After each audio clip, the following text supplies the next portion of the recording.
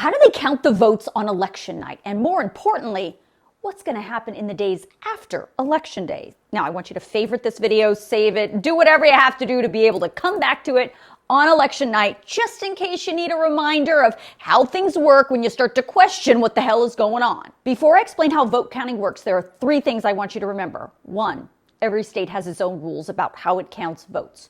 2, just because a candidate is leading at the beginning of the night does not mean that candidate is going to win in the end. It is very common, especially in tight races, for the leader to change as more votes are counted. And 3, I know we live in an on-demand society and everything we want shows up immediately, but that is not how vote counting works. It takes time, hours, days, weeks, and just because results do not come in immediately doesn't mean there's a problem. It's not a conspiracy. This is just how it works. So now, on to the vote counting. We have early voting, absentee voting, and mail-in voting in some form or another in every state.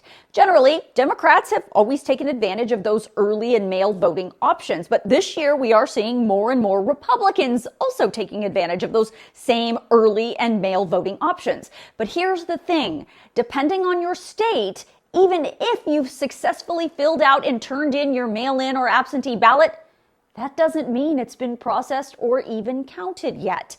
That's because laws in several states don't allow elections officials to even touch those ballots until election day, regardless of when you turn them in, including 2 key swing states, Pennsylvania and Wisconsin.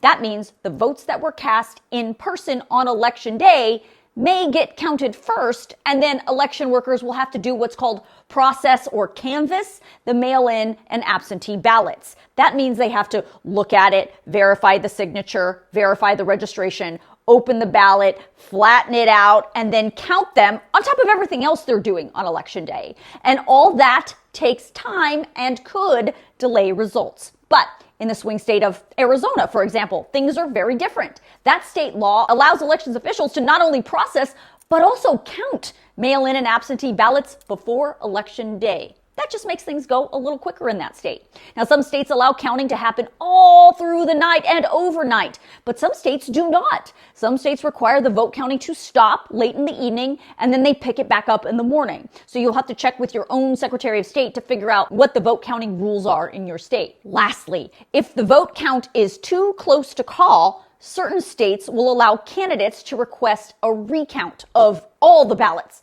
And some states do not allow a candidate to even have a say in a recount.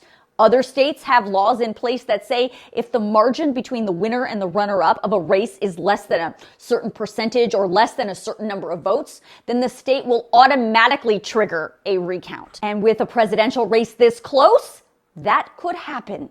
Bottom line, vote counting takes time. Just because it's taking a while does not mean something's wrong. It just means Republican and Democratic voting officials in every single state are double checking everything to make sure they get this election right.